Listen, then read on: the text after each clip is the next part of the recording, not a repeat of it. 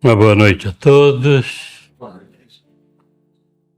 Querem saber o que é expiação? É falar no lugar do Leonardo hoje, né? Então hoje vamos ler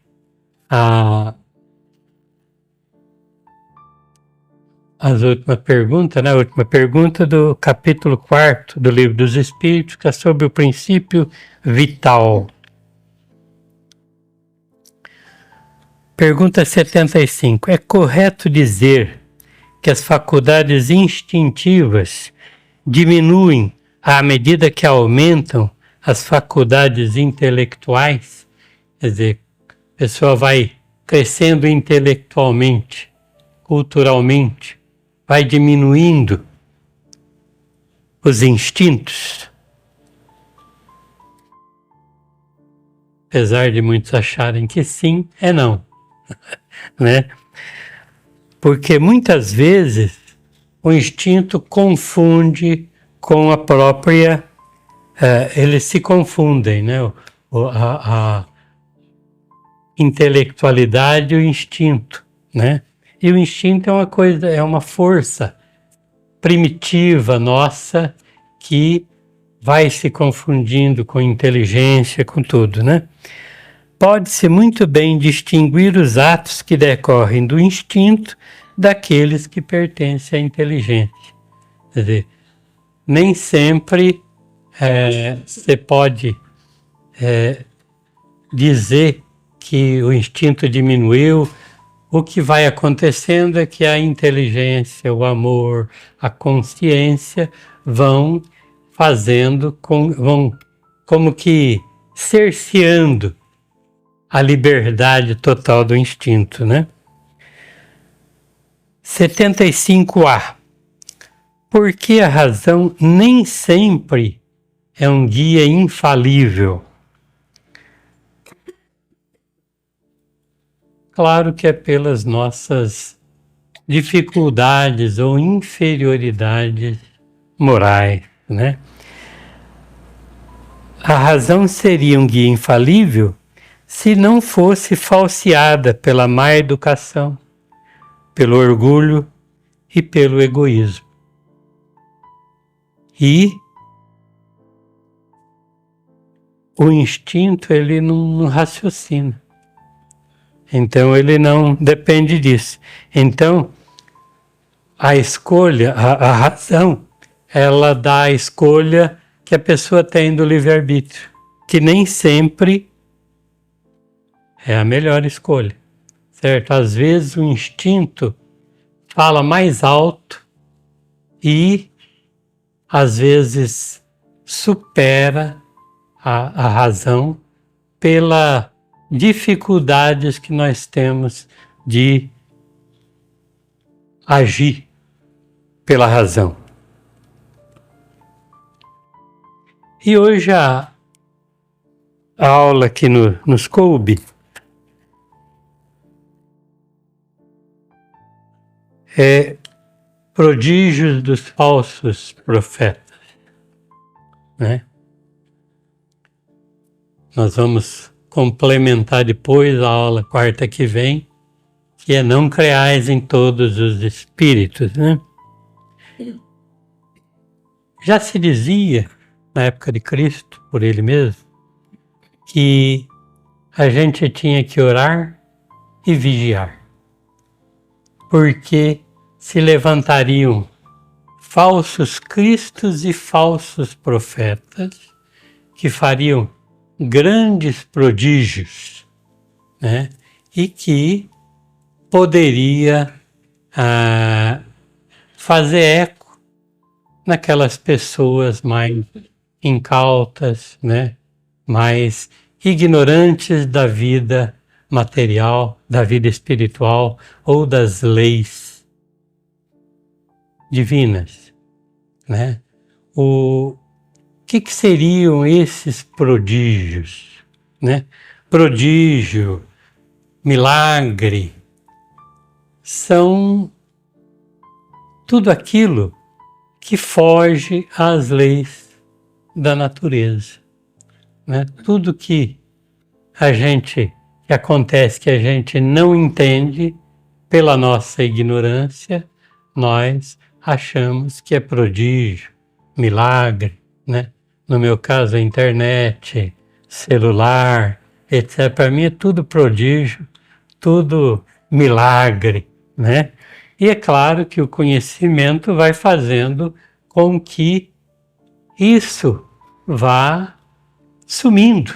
À medida que a ciência vai evoluindo, os milagres e os prodígios desaparecem, né?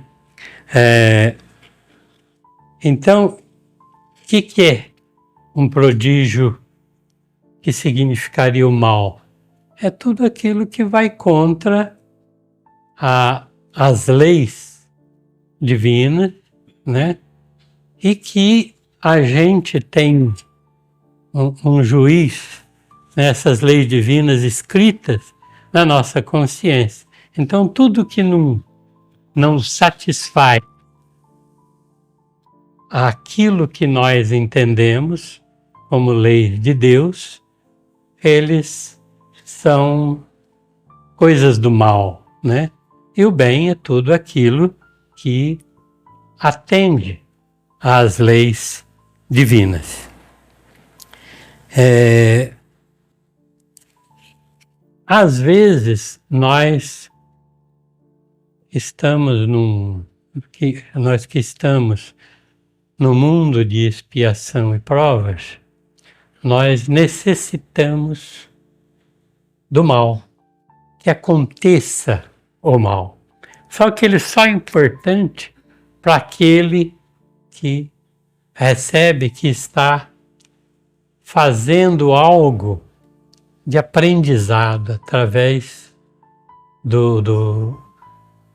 das coisas que ficaram no passado, que ele teria que aprender, né?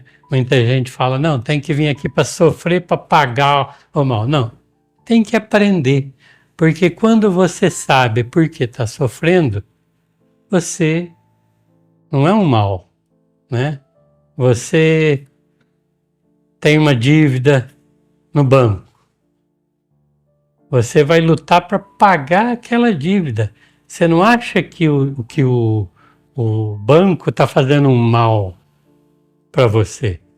Você é que adquiriu aquela dívida através de atos adquiridos pelo livre-arbítrio mal usado ou em vias de realizar alguma coisa, né? Então tudo tem que ser necessário, quer dizer, tudo aquilo que nos acontece tem que ser necessário.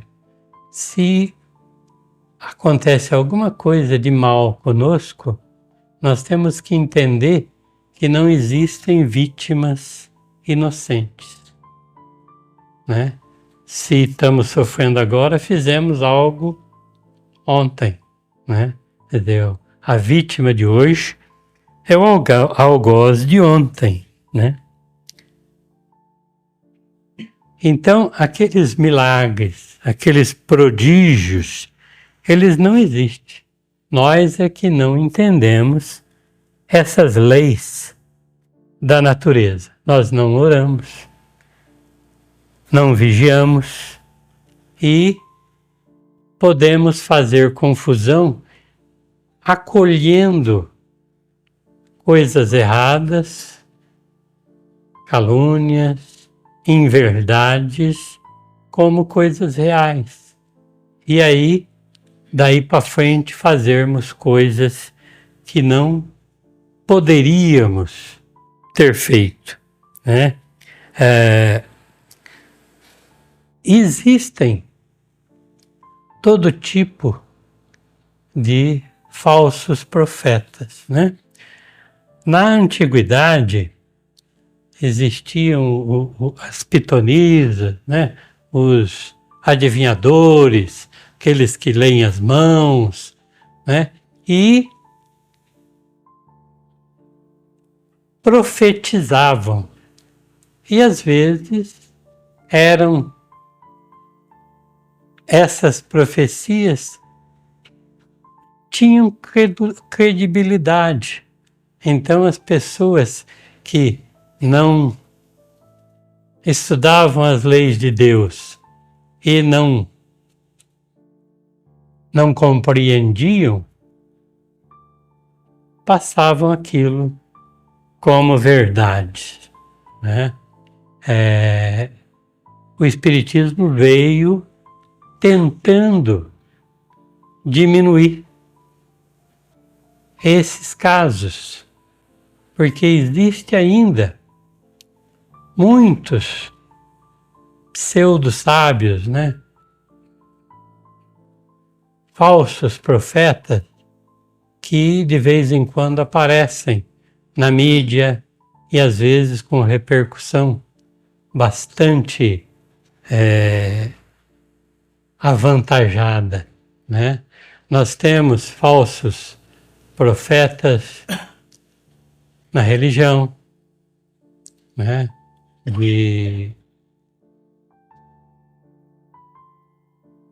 Em que religiosos se dizem conversar com Jesus, com Deus, às vezes sendo portadores, né, do próprio Deus, e vendem ou passam ideias de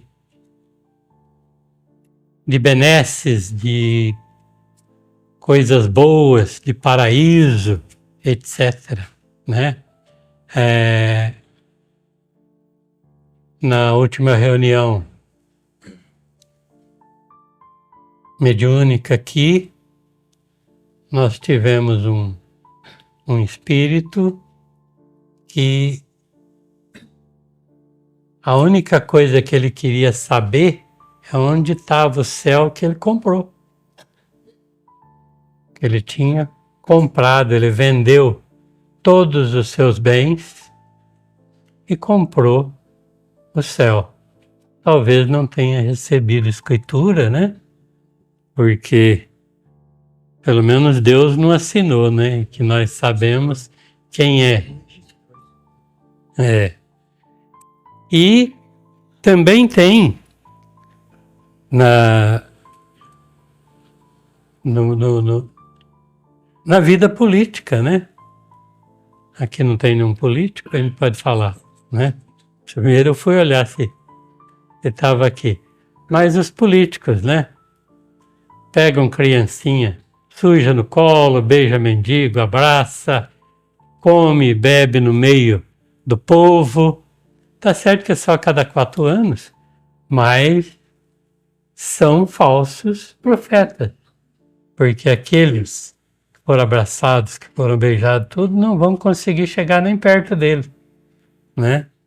Então, é uma falsidade, né? Você poderia aceitar como falso, né? Às vezes feirante, né? Mostrando uma laranja limpinha, bonita, como muito doce, e às vezes é azeda, né? Então, é tudo uma coisa falsa, né? Eu falo que o Espiritismo, ele incomoda as religiões que abrigam esse tipo de pessoas, né, dos falsos profetas, e falam que é coisa do diabo, etc., né, que a gente costuma falar, né, que agora parece que não é tanto, mas de primeiro tinha pessoas que passavam, se iam passar na rua, que tinha o centro espírita, passava do outro lado da calçada, né? E também os espíritas passavam do outro lado da rua, da igreja. Quer dizer, hoje parece que essa bobagem parece que acabou, né? E é claro que na época antiga tinham as pitonisas, tinham aquelas pessoas que benziam, que davam passes, né? E que cobravam, né? coisas que a gente sabe no Espiritismo que não é correto, né? Vender tratamento, vender passe e tal, porque a gente sabe que não é o médium ou não é a pessoa humana aqui que está fazendo isso, né? Então, nós, se cobrássemos alguma coisa, ia cobrar coisa que os espíritos é que estão fazendo, né? Então,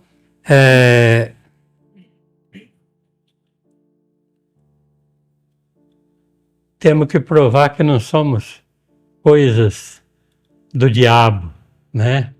Até estava ouvindo uma palestra esses dias de uma moça que a mãe, ela morava com a mãe era evangélica, daquelas totalmente contra o espiritismo, né? Que nenhuma religião, todas são boas, mas ela educava a filha naquela coisa que espiritismo era coisa do diabo.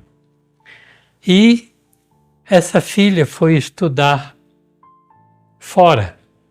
Na faculdade tinha uma amiga, começou a conversar e começou a falar nas coisas que ela sentia e foi se interessando pelos livros espíritas, pela religião. E aí ela começou a ler, começou a frequentar um centro espírita em Brasília e começou a gostar. E aí ela começou a comprar um livro, comprou outro e começou a ler. E ela foi de férias para casa e ela escondeu, né? Na mala dela tinha um fundo falso. Ela pôs os livros que ela estudava.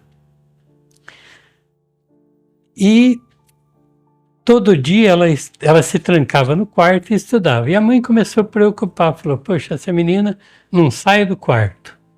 Será que ela tem que estudar tanto assim ainda para as coisas da faculdade? E será que não é droga? Será que não é isso? Começou a ficar preocupada. E aí, um dia a filha saiu, ia ficar mais tempo fora, ela procurou tudo dentro do quarto, não achou nada de droga, não achou nada de coisas erradas, e ela foi mexer na mala e tanto mexeu que ela sentiu o peso, abriu e descobriu os livros. E aí ela ficou mortificada, né? E aí ela falou com a filha falou, não, ela mandou a filha queimar aqueles livros, e a filha falou, não adianta queimar, porque se a senhora queimar, eu vou comprar outros, e a gente vai gastar mais, né?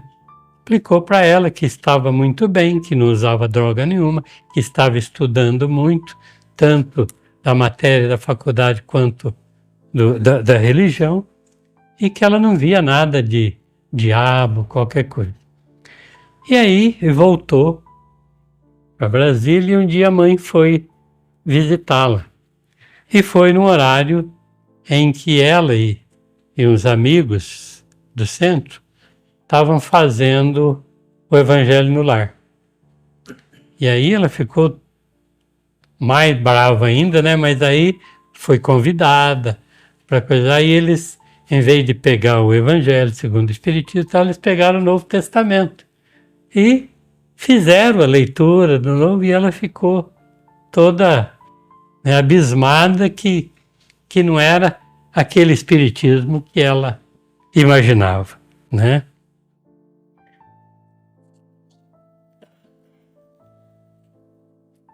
Então, a gente tem que ver sempre naqueles profetas aquela história, a árvore boa não dá mau fruto e nem a árvore má dá bom fruto. Então a gente tem que ver a estatura moral daquelas pessoas, porque os falsos profetas, eles procuram com as suas ideias a divisão em todos os sentidos da religião que já tem, porque vamos ficar aqui no centro espírita, tem pensamentos diversos, né?